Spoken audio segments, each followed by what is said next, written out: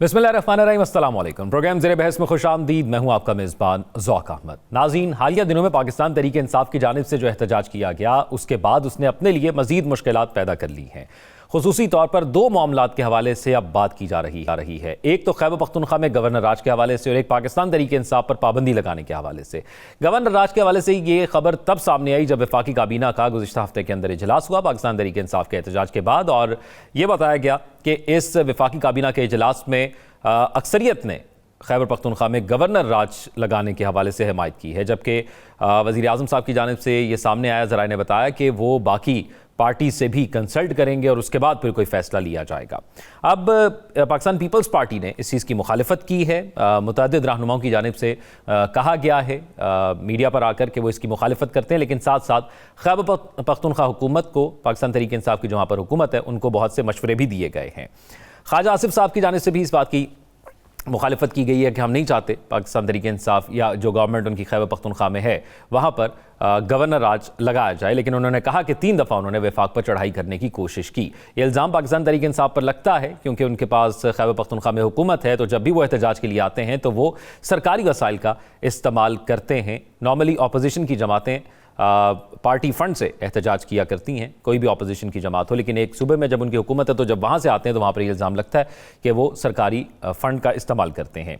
एक और मामला है पाकिस्तान तहरीक इंसाफ पर पाबंदी लगाने के हवाले से। हमने देखा बलूचिस्तान असम्बली में भी एक करारदाद पेश की गई, फिर पंजाब असम्बली में भी एक करारदाद पेश की गई जिसकी पीपल्स पार्टी ने मुखालिफत की है इस हवाले से, जबकि वज़ीर आला खैबर पख्तूनख्वा का भी रद्द-ए-अमल सामने आया है। उन्होंने कहा गवर्नर राज से नहीं डरते, वफाक में हिम्मत है तो लगा कर दिखाए।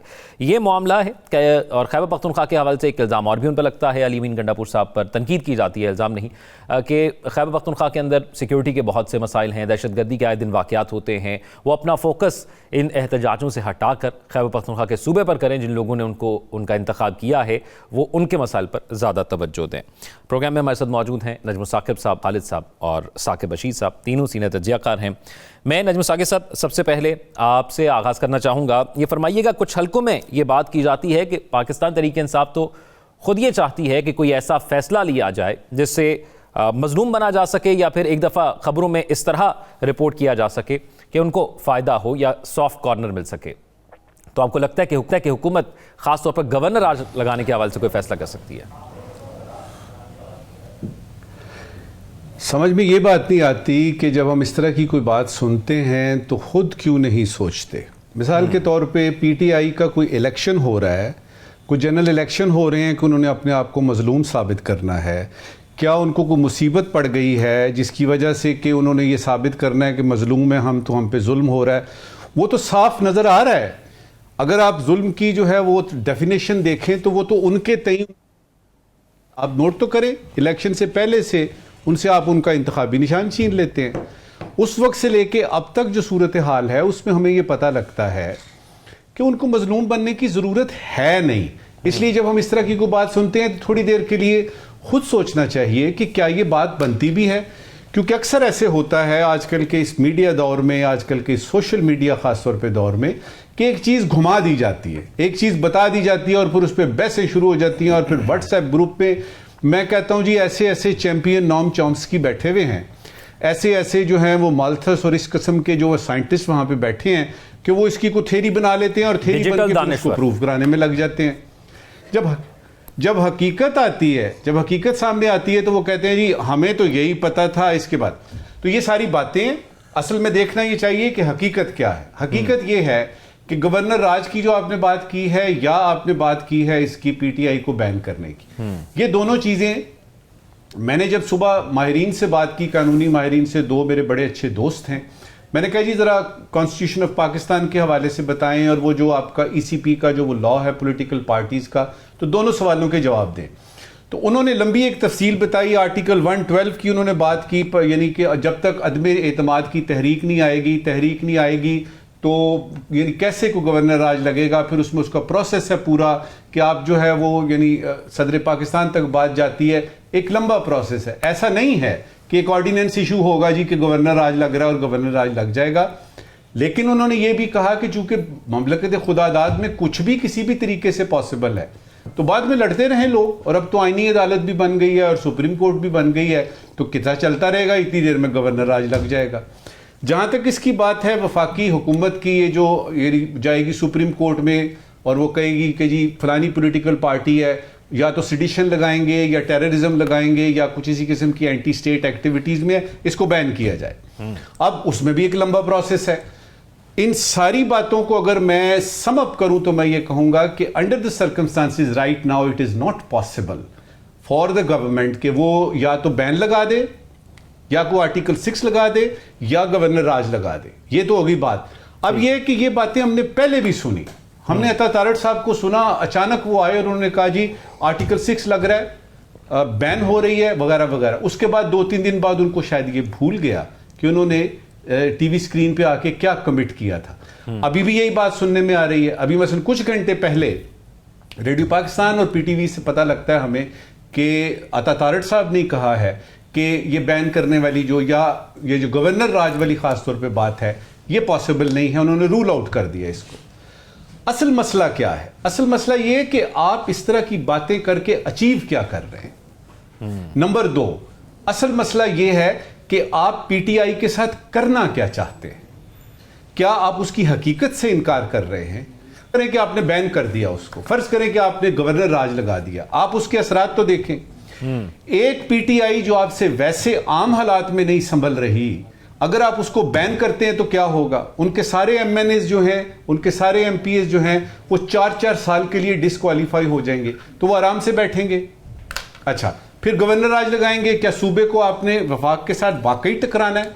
तो मुझे इसमें समझ नहीं आ रही कि मकसद क्या है। तो जो नजर आता है वो ये है कि प्रेशराइज करना है और बताना है कि हुकूमत हमारी है। बाबा आपकी हुकूमत है और सारे लोग यानी एक पेज पे हैं, वो भी हमें पता है। अभी 26वीं तरमीम हुई, उसमें आप तो नजम साकिब साहब, आपको लगता है आप जो कह रहे हैं कि ये प्रेशराइज करने के लिए ये बात की जाती है, तो आपको लगता है कि केपी के गवर्नमेंट प्रेशराइज हो जाएगी? देखें, इसमें बिल्कुल नहीं होगी। इसमें क्योंकि उनको भी कानून का पता है, आइन का पता है, और उनको ये पता है कि ये करके यानी जो हुकूमत वक्त है वो डिफेंसिव में आ जाएगी। देखिए, सीधी सी बात है, बात खत्म करता हूं इस यानी मुख्तसर सी मिसाल देके। आपके सर में होता है दर्द, जो कि दर्द सर बना हुआ है, या आपकी गर्दन के पीछे बड़ा शदीद दर्द होता है ना, तो आप क्या करते हैं? आप गला काट देते हैं या सर काट देते हैं कि दर्द खत्म हो। ना पीटीआई को बैन करें और ना ही गवर्नर राज की बातें करें, सेंसिबल बातें करें। और सेंसिबल बात यह होती है कि देखें तो सही कि इसको किस तरीके से डील करना है। जिस तरह नून एक हकीकत है, पीपीपी एक हकीकत है, पीटीआई भी एक हकीकत है। इसको तस्लीम कीजिए और कोई रास्ता ऐसा निकालिए कि उनको उनका ड्यू शेयर मिले, और उसके लिए जो है मुज़ाकरात वगैरह और ये वो जो है, वापस हम बैक टू स्क्वायर वन आ गए हैं। और इस बैक टू स्क्वायर वन में जो जिम्मेदारी बनती है ज़ौक, वो हुकूमत वक्त की बनती है ज्यादातर। हम हुकूमत वक्त ने कुछ करना है। राइट। राव साहब, माजी में भी ये कोई पहली दफ़ा इस पर बात नहीं हुई, या गवर्नर राज अगर लगता भी है तो माजी में भी ऐसी मिसालें मौजूद हैं कि गवर्नर राज लगाया जा, सरकमस्टांसेस मुख्तलिफ होंगे उस वक्त और यकीनी तौर पर थे, लेकिन माजी में क्या हासिल किया जो किसी एग्जाम्पल को सेट किया गया कि अब दोबारा उस किस्म की बात की जा रही है कि उस किस्म की कोई अचीवमेंट हो सकती है, या क्या वफाकी हुकूमत अचीव कर सकती है गवर्नर राज लगाकर, अगर लगाना चाहे तो? देखिए, मैं वफाकी हुकूमत जो अचीव कर सकती है वो ये है कि वो अपनी कारकर्दगी पे तवज्जो दे, अपने मुल्क के मसाइल को हल करने पे तवज्जो दे। मुझसे तो पीटीआई के हवाले से जो हुकूमती वज़रा की, उनके मशीरों की और बाकी जो परेशानी है वो देखी नहीं जाती। वो इतना परेशान होते हैं पीटीआई के मामलात पे, बिशरा बीबी को क्या हो गया, गंडापुर से लड़ाई हो गई, अलीमा खान से झगड़ा हो गया और उनके अंदर ये हो गया, उनके फ़लाँ ने इस्तीफ़ा दे दिया। वो बेचारे इतने परेशान हैं, मुझे लगता है हार्ट अटैक ना आ जाए उनको पीटीआई की सूरत हाल देख के। उनको चाहिए कि वो अपनी पार्टी पे तवज्जो दे, अपनी हुकूमत पे तवज्जो दे, अपने हुकूमत के अंदरूनी मामलात पे तवज्जो दे, ताकि मामलात को बेहतर किया जा सके। जहाँ तक पीटीआई वर्सेस हुकूमत है, तो फ्रीकैन जो है वो दोनों एक एक्सट्रीम पोजीशन पे हैं। एक कहता है जी हमने एहतजाज करके सब कुछ हासिल करना है और हम इधर कब्ज़ा कर लेंगे आके। दूसरा कहता है कि जी हम आपको यहाँ पे यानी पर नहीं मारने देंगे। तुम्हारी जरूरत कैसे है कि तुम आओ और एहतजाज करो आके यहाँ पे। तो ये जो एक्सट्रीम पोजीशन है सियासत में इस तरह से नहीं होती। हमारी बदकिस्मती ये है कि पाकिस्तान में जो पॉलिटिकल पार्टीज़ हैं वो कोई नज़रियाती जमातें नहीं है, ना उनका कोई ऐसा स्ट्रक्चर है प्रॉपर जिसको कहते हैं कि प्रॉपर स्ट्रक्चर हो जिसमें मुशावरत का भी अमल हो और बाकी चीज़ें भी हों।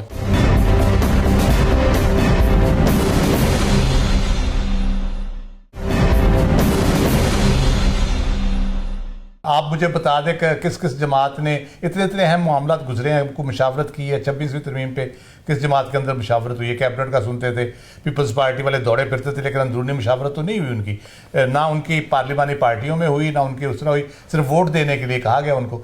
तो ये जो प्रोसेस है ना, ये जो नज़रियाती मामलात हैं, नज़रियाती भी ऐसे हैं कि हर दौर में बदल जाते हैं। कभी सोशलिज्म हमारी मीशत होता है, तो कभी एब्सोल्युटली नॉट हो जाता है, तो कभी जो क्रश इंडिया हो जाता है। तो ये चलती रहती है हमारे। कभी हम जमहूरियत को बेहतरीन इंतकाम समझते हैं, कभी हम जमहूरियत से इंतकाम लेना शुरू कर देते हैं। तो हमारे नज़रियाती भी कोई प्रॉपर जिसको कह लेना कि वो मसाइल बहुत सीरियस किस्म के हैं। जहाँ तक पीटीआई की बात है, वो शुतरे बेमहार है इस वक्त। उसके पता नहीं कौन कौन से तर्जमान हैं, हर बंदा को अपनी हाँकरा होता है। कभी कोई बयान आ जाता है, कभी कोई बयान आ जाता है। बुशरा बीबी की एंट्री के बाद और चीज़ें और तरह से होनी शुरू हो गई हैं। अब वो एक टारगेट मिल गया पीटीआई के अंदर और बाहर से लोगों को। अब उस तरह शुरू हो गया। पहले गंडापुर साहब थे, उनकी फिर सियासी ना तजर्बाकारी है। सियासतदान जो है पीटीआई के अंदर इस वक्त जो है वो बहुत ज़्यादा तजर्बाकार है सियासी हवालों के, सियासी तौर पे। और हुकूमत की तरफ से भी जो इस वक्त लीड कर रहे हैं पीटीआई के साथ नेगोशिएट करना हो या उनका एहतजाज रोकना हो, उनका भी कोई सियासी तजर्बा नहीं है उन लोगों का भी। मसलन राना सनाउल्लाह अगर आगे होते, या इस किस्म के लोग जो हैं सियाने लोग, या सादिक साहब फॉर दैट मैटर, या और ख्वाजा साद रफ़ीक हैं, ये सियासत को समझते हैं, पाकिस्तानी सियासत को ख़ास तौर पे समझते हैं। इनको पता है किस तरह से सियासी मामला को टैकल किया जाता है। तो ये काफ़ी बेहतर सूरत हाल हो सकती थी। तो ये इसकी नहीं, राव साहब आपको क्या लगता है ये जो नाम आपने लिए और भी इसमें नाम ऐड किए जा सकते हैं, तो ये खुद ज़ाती तौर पर जो है वो गुमनामी की ज़िंदगी गुजार रहे हैं, या पार्टी ने इनको मौका नहीं दिया और नए चेहरों को उन पर फौकियत दे दी? अब देखिए, इनकी गुमनामी की ज़िंदगी से फ़र्क नहीं पड़ता। मुझे मियां नवाज शरीफ साहब की जो गुमनामी की ज़िंदगी है वो बहुत बॉदर कर रही है। He is a senior politician, Pakistan के सबसे सीनियर कह ले सियासतदान है, तजर्बे के हवाले से, हुकूमत करने के हवाले से, and he is a statesman. ठीक है, वो उनकी जो खामोशी है ना, और उनका बिल्कुल नुकड़े लग के बैठ जाना, that is very dangerous Pakistan की पॉलिटिक्स के लिए भी और मुस्लिम लीग नून के लिए भी इटसेल्फ, और हुकूमत के लिए भी। तो मेरा ख्याल है कि वो बहुत इंपॉर्टेंट रोल प्ले कर सकते हैं। वो पीटीआई जिन मराहल से अभी गुजर रही है वो गुजरे हुए हैं इन सारी चीज़ों से। आसिफ जरदारी साहब इन सारी चीज़ों से गुजरे हुए हैं। ये ऐसे लोग हैं, इब्न मौलाना फजल रहमान भी अगर हों, ये तीनों भी अगर बैठ जाएं और मामलात को बेहतर करने की कोशिश करें, सियासी मामलात को, तो मेरा ख्याल है बहुत फर्क पड़ सकता है। लेकिन क्यों ये नहीं हो रहा, क्यों ये खामोशी है? साहब एक चीज बताइएगा, अगर वफाकी काबीना का इजलास होता है और ज्यादा लोग उसमें इस बात की हिमायत करते हैं कि गवर्नर राज खैबर पख्तूनख्वा पर लगाया जाए, तो मियां नवाज शरीफ साहब से अगर कंसल्ट किया जाता है तो आपको क्या लगता है वो क्या मशवरा देंगे? मेरा नहीं ख्याल वो पॉलिटिकली अवेयर है चीज़ों से। वो अगरचे उनका कहा जाता है कि वो बड़ा ज़ाती जो गुस्सा है उनका, बहुत ज़ाती अनाद वो बहुत रखते हैं और वो भूलते नहीं हैं, लेकिन मेरा नहीं ख्याल जो सिचुएशन है उसमें वो भी ऐसी कोई रिकमेंडेशन देंगे। फिर गवर्नर राज, जैसे नजमुल साकिब साहब ने कहा, उसका प्रोसेस बड़ा टीडियस है, इतनी आसानी से वो हो नहीं सकता। दूसरा पाबंदी वाली बात है, वो भी उसी तरह से it's long and difficult process. लेकिन हमारे यहाँ कॉन्स्टिट्यूशन और वो सारा जो भी कानून की सूरत हाल है उसमें ये इतना भी मुश्किल नहीं होगा। लेकिन बात यह है कि अगर आप लगा देते हैं, ऐसे हम प्रिज्यूम कर लेते हैं पाबंदी लग गई या हुकूमत उनके गवर्नर उधर से गवर्नर राज लग गया, तो क्या पीटीआई की मकबूलियत ख़त्म हो जाएगी? पीटीआई की फोर्स वो ख़त्म, एहतजाज करने की उसकी ताकत ख़त्म हो जाएगी? मेरा तो ख्याल नहीं है। मेरा ख्याल है रिएक्शन आएगा। शाह महमूद कुरैशी साहब ने बड़ा दुरुस्त फरमाया कि इससे नफरतें बढ़ेंगी और ये ज़्यादा संजीदा मामला हो सकता है। अभी हम यानी बहुत सीरियस गुफ्तगू हुई है केपी असेंबली में जो कि नाकाबिले बयान है, तो उस सूरत हाल में अगर हम इस सूरत हाल में जाते हैं तो माइंड सेट उधर क्या बन रहा है, आप वो तो देखें ज़रा कि उसके बाद आप क्या करना चाहते हैं। यहाँ पे ये सारा कुछ करके हुकूमत को बड़े भाई का किरदार अदा करना चाहिए, बुजुर्ग का किरदार अदा करना चाहिए। और मेरा ख्याल है कि अब ये टाइम है, पीटीआई को भी काफ़ी समझ आ चुकी है, इमरान खान साहब भी काफ़ी मेरा ख्याल है समझ चुके हैं सूरत हाल को कि इस तरह से मामला नहीं चलेंगे, डंडा सोटे से काम नहीं होगा। तो इस वक्त वो लोहा गर्म है, उस पर चोट लगाने की जरूरत है, उसको ढालने की जरूरत है प्रॉपरली। एक पॉलिटिकल डायलॉग फौरी तौर पे इनिशिएट होना चाहिए, बजाय इसके कि आप करारदादे कर रहे हैं गवर्नर राज की और इस किस्म की बातें कर रहे हैं। तो मेरा ख्याल है सीरियसली प्रिवेल करनी चाहिए और मामला को बेहतर करने की कोशिश करनी चाहिए। साकिब बशीर साहब, जैसा राव साहब ने फरमाया कि दोनों बड़ी एक्सट्रीम पोजीशन पर हैं, हुकूमत भी और पाकिस्तान तहरीक इंसाफ भी। अब इसमें पाकिस्तान तहरीक इंसाफ को इस एक्सट्रीम पोजीशन का फ़ायदा है या हुकूमत को, ये तो हम वाज़े तौर पर नहीं कह सकते, लेकिन ये ज़रूर कंफर्म कह सकते हैं कि इस डेडलॉक में आवाम का नुकसान तो ज़रूर हो रहा है। 9 मई के बाद हमने देखा कि पाकिस्तान तहरीक इंसाफ की लीडरशिप में तब्दीली हुई, नए चेहरे सामने आए और वो लीड करते रहे। तो अब फिर हमें लग रहा है ये हालिया जो दिनों में वाक़यात हुए हैं, एक तो पाकिस्तान तहरीक इंसाफ के फिर लीडरशिप के चेहरे तब्दील हो जाएंगे। आपके पास क्या खबर है अंदर की, और ये भी साथ बताइएगा कि ये गवर्नर राज के हवाले से जो बात की जा रही है, आपकी क्या राय है इस पर? एक बात तो यह है कि पीटीआई के अंदर जो चेहरे तब्दील हुए वो नॉन पॉलिटिकल थे, मतलब वकला थे, उन्होंने बतौर वकील ही पूरी ज़िंदगी गुजारी। इवन जो बार्स की सियासत होती है उस सियासत में भी उस तरह वो एक्टिव नहीं थे कि मतलब आप ग्रास रूट लेवल से आए हों और ऊपर तक जो है वो आए हों, या आपको डायरेक्ट चेयरमैन, सेक्रेटरी जनरल या कोई बड़े ओहदे दे दिए जाएं। तो उसमें बड़ा फ़र्क होता है कि सियासत या क्या करनी कैसे है और उसको हैंडल कैसे करना है। एक चीज़ ये तो 9 मई के बाद हमने देखा और 8 फरवरी के बाद भी इसकी कंटिन्यूटी जो है वो नज़र आती है। और अभी हाल ही में जो हमने पीटीआई के इंटरनल मामलात में देखा, वो बुशरा बीबी जो हैं उनकी जानिब से या उनके जो फैसले हैं उनको उन्होंने बिल्कुल, वो किसी ने एक जुमला इस्तेमाल किया कि लाइन वहीं से शुरू होगी पीटीआई के अंदर जहां से बुशरा बीबी चाहेंगी।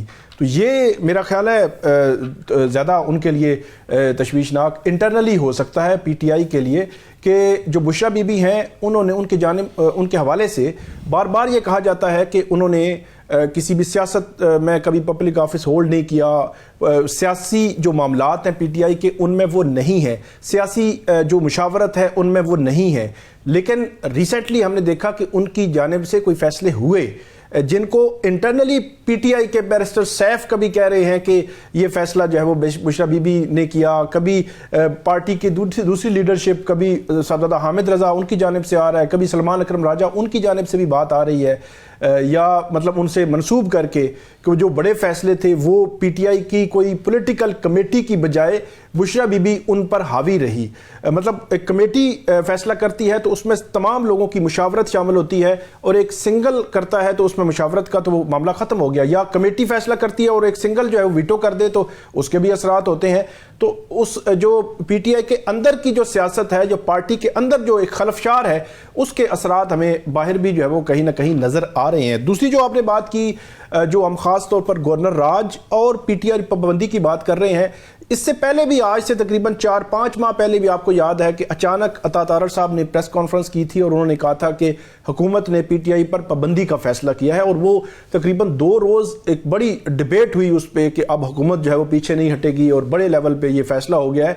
लेकिन उसके बाद हमने देखा कि जो वज़रा थे उनकी जानिब से, इसहाक डार, बाकी वज़रा की जानिब से ये कहा जाने लगा कि नहीं अभी हतमी फैसला नहीं हुआ, और उसके बाद वो बात ख़त्म हो गई।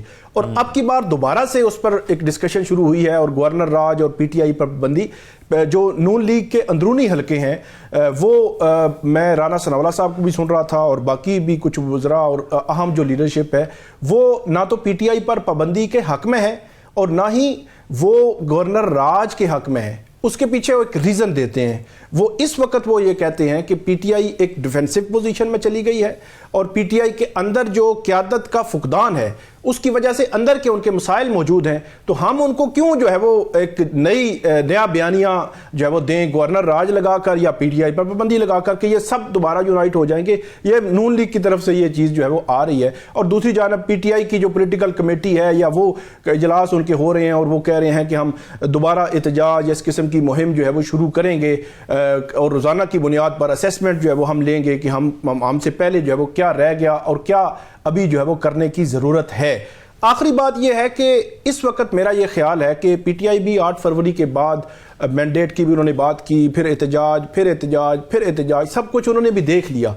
डायलॉग हल है हर किस्म की जो जितनी भी सिचुएशन होती है उसमें। अब हुकूमत को मेरे ख्याल में बजाय इसके कि उसी लबो लहजे को आगे बढ़ाते हुए गवर्नमेंट अगर यहाँ पे इस्तेहकाम होगा मुल्क में, उसका फ़ायदा हुकूमत को ही है। मुल्क को तो होता ही है लेकिन हुकूमत वक्त को भी होता है। तो हुकूमत को कम से कम, बेशक ठीक है आप जो है वो जवाबी वार करें, आप सख्त बयानात दें, लेकिन आप कोई कमेटी बना दें कि हम आपसे डायलॉग करते हैं, आएँ बैठते हैं, मुल्क को आगे लेकर चलते हैं, ताकि इनकी जानिब से भी कोई जस्टिस जाए और उधर से भी थोड़ा सा, वो भी हो सकता है स्पेस मांग रहे हों और वो भी बात करना चाह रहे हों जिस पोजीशन पे अब वो चले गए हैं। तो डायलॉग हल है और ख़ास तौर पर नून लीग के जो पुराने नाम हैं उनको आगे लेकर आए, नए नहीं पुराने नामों को आकर लेकर आए। उस तरफ भी असद कैसर और उस जैसे लोग मौजूद हैं सुलझे हुए, मेरा ख्याल है वो भी डायलॉग के हक में भी हैं और वो डायलॉग को आगे लेकर भी चलेंगे। और पीटीआई बुनियादी तौर पर मैं अगर कहूँ, अभी रिसेंट जो एपिसोड हुआ है इसके बाद वो काफ़ी डिफेंसिव पोजीशन में चले गए और वो चाहेंगे कि अगर हुकूमत हमें एंगेज कर रही है तो हम एंगेज हों और मामलात को कहीं टेबल पर बैठ कर उसको हल करने की कोशिश। हल होंगे या नहीं होंगे वो तो नहीं पता।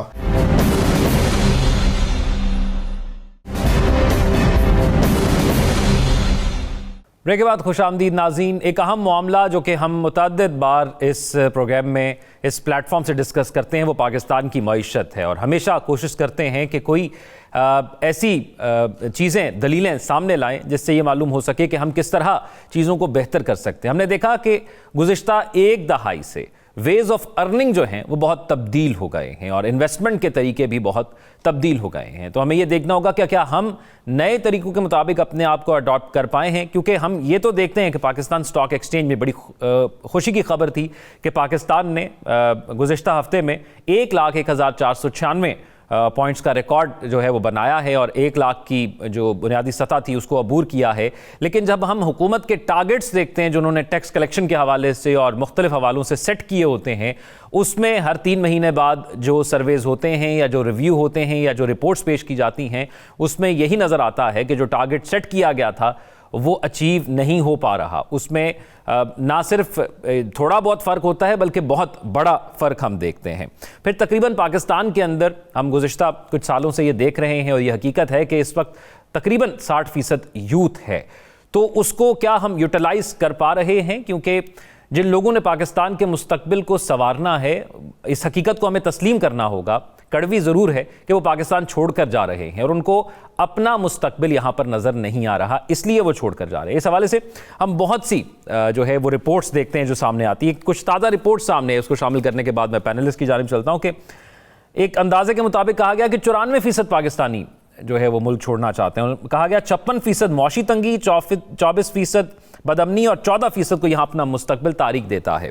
दूसरी जानिब हम देख रहे हैं कि गुज़िश्ता दिनों के अंदर कुछ दौरे हुए, बेलारूस का वफ्द आया पाकिस्तान के अंदर, उससे कबल सऊदीया का वफ्द आया, इस इन्वेस्टमेंट के हवाले से मुआहदे हुए और इसी प्लेटफॉर्म से मेरे मुअज़्ज़ज़ जो तज्ज़ियाकार हैं वो भी बार बार यहाँ पर बताते रहे हैं कि MOU बहुत साइन हुए हैं, उस पर अमल दरामद होना ये बहुत ज़रूरी है और वो कितना हुआ है हमें वो भी फैक्ट सामने लाना होगा। और फिर अगर कोई इन्वेस्ट कर रहा है, मुआहदे होते हैं, तो उनके लिए इन्वेस्टमेंट फ्रेंडली कंडीशंस बनानी होंगी, क्या हम वो बना रहे हैं? इस पर बात करते हैं। राव खालिद साहब, पाकिस्तान की मौजूदा माशी सूरत हाल हम इसको मुतअद्दिद बार डिस्कस कर चुके हैं और हर बार कोशिश करते हैं एक नए एंगल से अपने नाज़रीन के सामने दलीलें लेकर आएँ।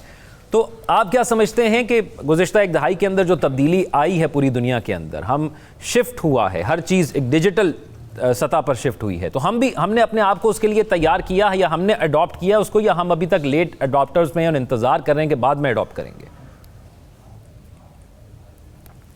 देखिए ज़ौक़, मैं बारहा एक बात कर चुका हूँ, फिर दोबारा रिपीट कर देता हूँ कि दुनिया मशरक़ की तरफ जा रही है और हम मगरब की तरफ जा रहे हैं और बज़िद है कि हम ठीक है, बाकी सारी दुनिया गलत है। तो ये अप्रोच जो है बुनियादी तौर पे यही सबसे बड़ी रुकावट है हमारे रास्ते में। हम जब ओवरऑल दुनिया को देखते हैं तो वहाँ पे किस किस्म की डेवलपमेंट्स हो रही हैं, किस किस्म के मामलात हैं, किस तरह से उनके तजर्बात क्या हैं, हर शोबे में, सिर्फ एक इकॉनमी के नहीं, हर शोबे में, सियासत में, जमहूरियत में, इंसानी हकूक़ के हवाले से भले हो, भले कानून की बालादस्ती के हवाले से हो, अदालती निज़ाम के हवाले से हो, एजुकेशन के हवाले से हो, आर्टिफिशियल इंटेलिजेंस जो लेटेस्ट आपका है। मैं उस दिन एलन मस्क ने बड़ा इंटरेस्टिंग एक ट्वीट किया हुआ था, कोई एक रिमोट कंट्रोल से हज़ारों ड्रोन्स उड़े और एक पैटर्न पे वो उड़ रहे थे, और उसने लिखा था कि कुछ बेवकूफ़ लोग अभी भी F-35 की डिज़ाइनिंग पे गौर कर रहे हैं। तो इस किस्म की यानी चेंज आ रही है कि आपका जो टॉप मॉडल है यूएस का जो F-35 है, तैयारा जो बना रहे हैं फाइटर जेट, उसका उसने मजाक उड़ाया हुआ था कि इस तरह से तेज़ी से दुनिया AI की सूरत में चली गई। फिर उनकी जो उसके रॉकेट के जो फ्यूल पार्ट था उसका, जो उसकी लैंडिंग उसने जिस तरह से की, वो लोग मानने को तैयार नहीं है। ये किस तरह पॉसिबल है कि इतने टन वजनी जो है वो वापस आके अपने उसी हैंगर में आके लटक जाए, ग्रिप हो जाए। तो वो इस किस्म की चीज़ें दुनिया में हो रही है, और हम इधर लगे हुए अभी तक नारेबाजी और इसको मार दो, उसको पकड़ लो, और हम नहीं छोड़ेंगे, हम हुकूमत को गिरा के रहेंगे। हम इन्हीं चीज़ों में फंस के रह गए। बात यह है कि पाकिस्तान को ना तो कोई मुल्क या कोई इदारा दिवालिया कर सकता है, ना पाकिस्तान को कोई मुल्क और इदारा अमीर तरीन दुनिया का मुल्क बना सकता है। हमने खुद करना है। हम अपने जो भी काविश है, कारकर्दगी है, जो एफर्ट है, हमारे लोगों ने, हमने खुद सारा कुछ वो करना है। हम उस पर कितने सिंसियर हैं उस पर हमें देखना होगा। क्या हम इंसाफ और बराबरी के साथ टैक्स वसूल कर रहे हैं? अगर टैक्स की बात करें, हम नहीं कर रहे हैं, हम सब्सिडीज़ दे रहे हैं। इतनी दफ़ा हमने जिक्र किया, नजम साकिब साहब बड़ी डिटेल से बता चुके हैं कई दफ़ा, कितने 100 अरब की हम सब्सिडीज़ इशराफिया को दे रहे हैं। उसके बाद क्या हम सियासी बुनियादों पर फैसला करना छोड़ दिया हमने? हम हकीकत की बुनियाद पे, अपने फैक्ट्स की बुनियाद के ऊपर, जो इकोनॉमिक फैक्ट्स हैं उसकी बुनियाद पे हम फैसले करते हैं? हम नहीं करते। हम इवन पोस्टिंग ट्रांसफ़र नहीं करते उस बुनियाद के ऊपर। हम इतने बड़े बड़े महकमों में, FBR जैसे महकमों में भी हमारी कंसिड्रेशन ये नहीं होती कि ये बंदा आ गया, अब ये मामला को ठीक करेगा।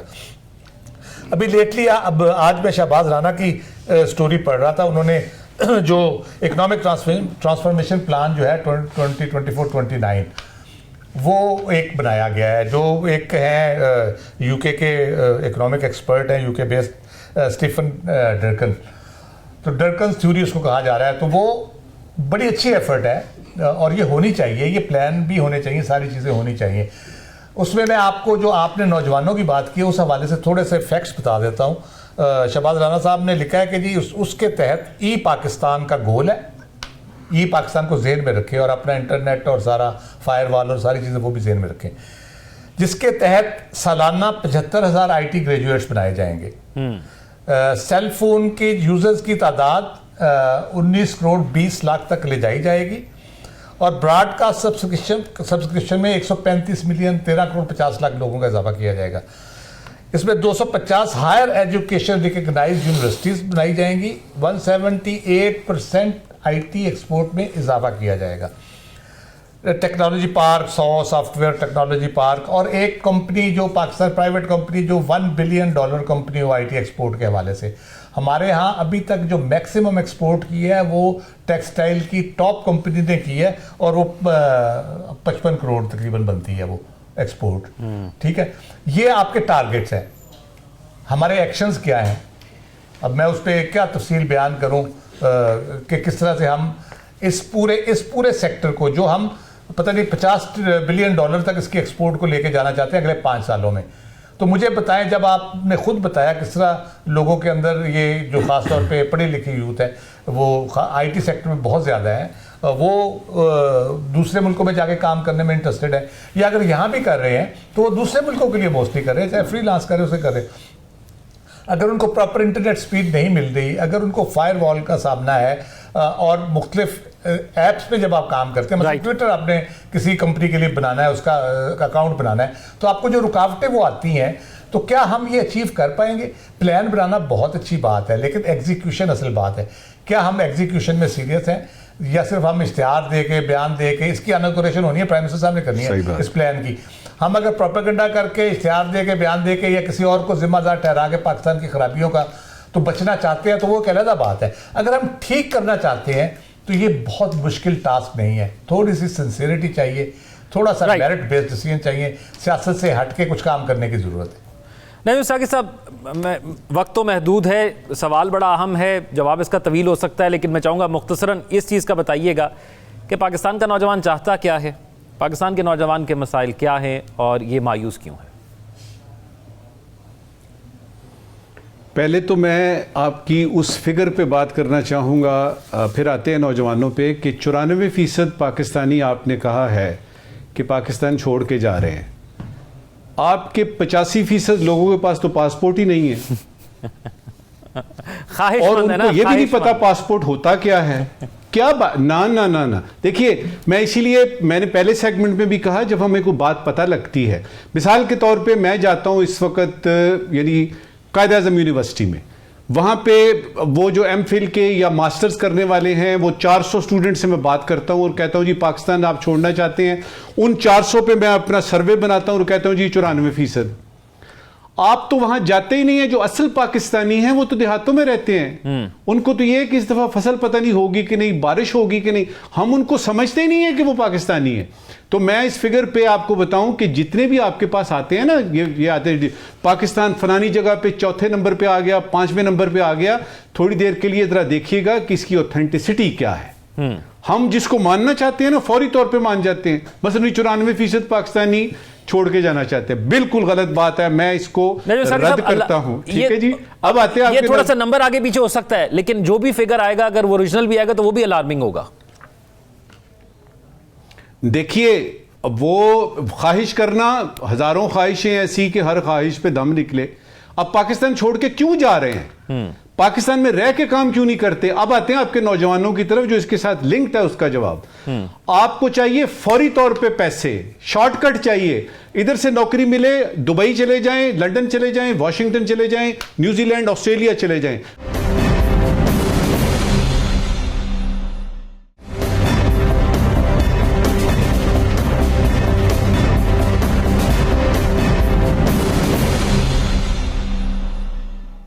नाज़रीन, ब्रेक के बाद खुशामदीद। PIA के हवाले से आपको बताया था कि एक अच्छी खबर सामने है, वो ये है कि यूरोपीय ममालिक के लिए PIA परवाज़ों पर आयद पाबंदी जो है वो ख़त्म कर दी गई है। और वज़ीर दिफ़ा ख्वाजा आसिफ ने इस सवाल से कहा है कि ये तारीख़ी दिन है और अब इसकी निजकारी में भी आसानी होगी, क्योंकि पाकिस्तान इंटरनेशनल एयरलाइंस को जो मसाइल थे वो हल होना शुरू हो गए हैं। तो नजम साकिब साहब, PIA का तो एक तवील दौर और सबके सामने से गुजरा कि कहाँ से कहाँ पहुँची और फिर पाबंदियाँ भी कुछ जगह लगी। एक ज़माने में जो है वो डायरेक्ट अमेरिका की फ़्लाइट भी जाया करती थी पाकिस्तान से, ये भी बड़ी PIA की कामयाबी थी। लेकिन फिर डाउनफॉल आया। लेकिन ये एक ख़बर जो सामने आई, आपको लगता है ये उम्मीद की किरण है इसकी निजकारी के हवाले से भी और ख़ुद PIA के हवाले से भी लोगों का कॉन्फिडेंस थोड़ा बहाल होगा? देखिए, ये हमने कोई कमाल नहीं किया। ये इसी तरह से है कि आपने अगर किसी अपने दोस्त को जेल से छुड़वा लिया तो आप उस पर डाले लुडियाँ के जी हमने उसको जेल से छुड़ा लिया है। सवाल ये है कि आपका वो जो क्रैश हुआ था, वो जो फ़्लाइट थी 8303 जो कि जा रही थी, पता नहीं कराची से लाहौर जा रही थी कि लाहौर से कराची जा रही थी, उसमें जब 97 लोग मारे जाते हैं तो उसके बाद ये सिलसिला शुरू होता है। और सिटिंग मिनिस्टर जो हैं हवाबाजी के, गुलाम सरवर खान साहब, वो ये कहते हैं कि 860 में से 860 पायलट्स में से 262 ने तो इम्तिहान ही नहीं दिया, उनके बिहाफ पे किसी ने इम्तिहान दिया। और उसके बाद ये उन्होंने बताया कि 30% जो हैं वो लाइसेंस ही जाली हैं। ये आपके सिटिंग मिनिस्टर बता रहे हैं। तो उसके बाद आपके ख्याल में आपको हाथ डालने थे यार यूरोपियन यूनियन ने? उन्होंने तो जाहिर है यही करना था। अब ये है कि ये जो उन्होंने किया है उनकी बड़ी मेहरबानी है। इसमें 2-3 बातें क्लैरिफाई फटाफट कर लीजिए, क्योंकि इसमें ऑस्लो भी आता है, पेरिस की फ्लाइट भी आती है, मैनचेस्टर और लंदन अगर हीथ्रो की बात है ना तो वो इसमें नहीं है। उसकी वजह यह है कि आपका जो यूके है वो इसमें नहीं आता, क्योंकि यूके के पास जो है ना वो ट्रेड, एग्रीकल्चर, फाइनेंशियल आपके जो हैं वो हिसाब किताब और इन्वायरमेंट, ये 4 सब्जेक्ट हैं जो कि यूरोपियन यूनियन के साथ होते हैं। एविएशन जो है वो यूके का अपना है, लिहाजा यूके में जाने वाले जो हमारे पाकिस्तानी हैं या उधर से आने वाले, उनको इंतज़ार करना पड़ेगा कि यूके की तरफ से इंडिपेंडेंटली आपकी इजाज़त आए। अच्छा लगा कि जो ख्वाजा आसिफ साहब ने जब ये खबर सुनाई तो ये नहीं कहा कि देखिए ये इमरान खान के ज़माने में ये हुआ था। मुझे बहुत अच्छा लगा क्योंकि उन्होंने इसको एक मुल्की प्रॉब्लम समझ के, मुल्क की प्रॉब्लम समझ के बताया। अफसोस इस बात का हुआ कि वो एयरलाइन जो कि दुनिया की टॉप 5 एयरलाइंस में थी, उसका हशर क्या हो गया है। अच्छा लगा कि यूरोपियन यूनियन ने ये जो है ये बैन उठाया है, लेकिन अफसोस इस बात का है कि हमने उसकी ये हालत कर दी है कि अब निजकारी भी उसकी नहीं हो सकती। देखना ये है, अच्छा है कि हुकूमत ने इसका ऐलान कर दिया, लेकिन अफसोस इस बात का है कि अभी तक PIA को बहाल करना, उसकी अब अपनी असली जगह पे लेके आना और इस किस्म के जाली पायलट्स और इस किस्म की जो भर्तियां हम करते हैं उसके खिलाफ किसी किस्म का कोई प्लान सामने नहीं आया। तो अभी हुकूमत वक्त को ये सोचना है कि निजकारी करनी है कि नहीं, क्योंकि अभी इसकी कीमत थोड़ी सी बढ़ जाएगी, दाम आपको अच्छे मिलेंगे इस बैन के हटने से। राव साहब, आपको क्या लगता है ये जो बहाली हुई है ये किन बुनियादों पर हुई है? हमने क्या चेंजेस किए हैं, क्या यकीन दहानी कराई है ताकि हमें भी पता लगे और मुस्तकबिल में उसको कंटिन्यू करके और बेहतरी लाई जा सके? देखिए, सबसे बुनियादी क्वेश्चन जो उसमें था वो सेफ्टी जो रिक्वायरमेंट्स होती हैं किसी भी फ्लाइट के हवाले से, तैयारों की मेंटेनेंस के हवाले से, ओवरसाइट, उस पर बुनियादी एतराज़ जो है उस पर था। और ये पहली दफ़ा नहीं हुआ, पहले भी 1-2 दफ़ा हो चुका है। यूरोप की फ़्लाइट्स के ऊपर हमारे पाबंदियाँ लग चुकी हैं, फिर बहाल होती हैं, फिर लग जाती हैं। तो हमारा उस पर हमें इंट्रोस्पेक्शन की ज़रूरत है कि कहाँ मसला है। लेकिन पाकिस्तान सिविल एविएशन अथॉरिटी को ज़रूर क्रेडिट देना चाहिए कि 2020 में उस जहाज़ के क्रैश के बाद जो सूरत हाल बताई नजमुल साकिब साहब ने, जिसकी वजह से सारा फिर हुआ, वो उसके बाद सोने पे सुहागा वो बयान वज़ीर साहब का, और 141 पायलट्स जो हैं उनको ग्राउंड कर दिया गया पाकिस्तान के जो 434 से टोटल मेरा ख्याल है। तो उनकी वजह से वो उन्होंने भी कहा, यूरोप ने भी, जो उनकी European union aviation safety agency है, तो उन्होंने कहा कि जी फिर हम भी अपना करते हैं कुछ ना कुछ, ये तो वाकई गड़बड़ है मामला। तो उन्होंने पाबंदी लगा दी आपकी फ़्लाइट के ऊपर, और आपको 40 अरब रुपए का सालाना नुकसान हो रहा था। पहले आपकी लॉस में एयरलाइन, उसके बाद आप देखें कैसा है। और मज़े की बात यह है कि हमारी जितनी फ़्लाइट्स हैं यूरोप में जाती हैं चाहे अमेरिका में जाती हैं, वो उनकी टाइमिंग्स ऐसी हैं, वो सबको सूट करती हैं, और लोग प्रेफरेंस देते थे PIA पे ट्रैवल करने को, सेफ्टी के हवाले से भी, टाइमिंग के हवाले से भी। जहाँ तक अमेरिका की आपने बात की, उसके डायरेक्ट फ्लाइट पे एक टेक्निकल मसला है, क्योंकि अमेरिका ने 9/11 के बाद एक प्रोसेस अडॉप्ट किया था कि वो जितनी भी आपकी क्लियरेंस है ना, वो दूसरे एयरपोर्ट से, मतलब UAE से हो गई, या सऊदी अरब अगर लिंक से जा रहे हैं या इस्तांबुल से जा रहे हैं, तो वहाँ पे वो कर लेते थे अपनी जितनी चेकिंग वगैरह, सारी क्लियरेंस वगैरह वहाँ से कर लेते थे। इसलिए डायरेक्ट फ्लाइट मेरा ख्याल है किसी भी मुल्क से अमेरिका को इस वक्त नहीं है। तो होपफुली इससे बेहतरी होगी, और निजकारी की जैसे बात की, इसकी कीमत बेहतर हो सकती है उससे ऑब्वियसली। साकिब बशीर साहब, ये पाबंदी तो हट गई है, क्या PIA आवाम को कायल करने में भी कामयाब हो जाएगी कि वो PIA पर सफ़र करें? नहीं, वो तो देखें ना, गवर्नमेंट जो है वो उनकी निजकारी के लिए कोशिशां है। फिर एक उन्होंने बड़ी अटैम्प्ट ली, बड़े अरसे से हम सुन रहे थे कि अब वो जो है वो फिर कंसल्टेंट भी हायर किए, बड़ा खर्चा किया उस पर, फिर आखिर में 10 अरब जो है वो कीमत लगाई गई जो बोली में। तो वो बड़ा अनफॉर्चुनेट था मामला। लेकिन जो आपने बात की कि वो मुतमिन कर सकेंगे, बेहतर किया जा सकता है। लेकिन मामला ये है कि PIA बज़ाहिर ऐसे लगता है कि उस नैज पे पहुंच गई है, अब उसको बेहतर करने के लिए एक बड़ा जो है प्लान ज़रूरी है, या फिर ये है कि उसकी निजकारी अगर की जाती है, अगर कोई और आए तो वो अपना प्लान लेके आए और इसको जो है वो किसी बेहतर अंदाज में जो है वो चला सके।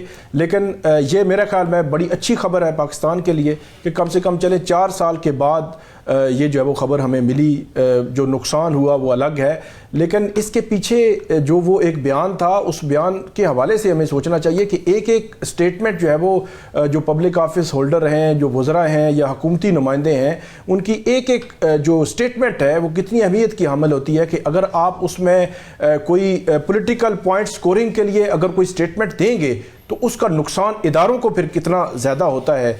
इससे हमें जो है वो कम से कम सोचना चाहिए। और उस वक्त वो गुलाम सरवर खान साहब ने स्टेटमेंट दे दी, उसके बाद जो कुछ हुआ वो इदारे ने भुगता, पाकिस्तान ने भुगता, ये जो नुकसानात हुए सारे कुछ हमने भुगते, और वो जो है वो चले गए, फिर अपने घर जो है वो चले गए। उनको कम से कम अकाउंटेबल ही ठहराया जाता, इंटरनली गवर्नमेंट ही अकाउंटेबल ठहराती कि यार ये आपने क्या किया है, क्यों किया है, और कम से कम उस पर इतना तो होता कि उनको भी कुछ पता चलता, वो आने वालों को भी होता कि यार इस किस्म की स्टेटमेंट सामने नहीं देनी। तो ये बहरहाल एक अच्छी खबर है। और अब देखना यह है कि जो निजकारी का प्रोसेस पहले तो नहीं हुआ, अब अगर वो आगे करते हैं तो क्या वो कामयाब हो पाएंगी गवर्नमेंट, या जो ट्रैक है उस पर ला सकेगी PIA को या नहीं। राइट, नजमुल साकिब साहब, आज के सवाल। शुक्रिया ज़ौक। एक ज़रूरी सवाल है और एक गैर ज़रूरी सवाल है। पहले ज़रूरी सवाल, खबर मिली है कि बांग्लादेश हाई कोर्ट ने खालिदा ज़िया को बदउनवानी के मुकदमे से बरी कर दिया है। केसेस बनते हैं, सज़ाएं होती हैं और फिर तमाम केसेस वही अदालतें वापस ले लेती हैं। ज़रूरी सवाल ये है कि मोहतरमा खालिदा ज़िया के दोबारा वज़ीर आज़म बनने के बड़े बड़े इश्तिहारात अखबारात में कब तक आ रहे हैं? राइट। आज का गैर ज़रूरी सवाल, गवर्नर पंजाब ने आज इतला दी है कि अगले वज़ीर आज़म बिलावल भुट्टो जरदारी होंगे। गैर ज़रूरी सवाल यह है कि बिलावल साहब के वज़ीर आज़म बनने पर मुस्लिम लीग नून को कोई एतराज़ तो नहीं, और यह कि यह खुशखबरी हकीकत में कब बदल रही है? राइट। हमारे नाज़रीन सोशल मीडिया पर अपने से आगाह करेंगे। अपना ख्याल रखिएगा। इंशाल्लाह आपसे कल मुलाकात होगी। अल्लाह हाफ़िज़।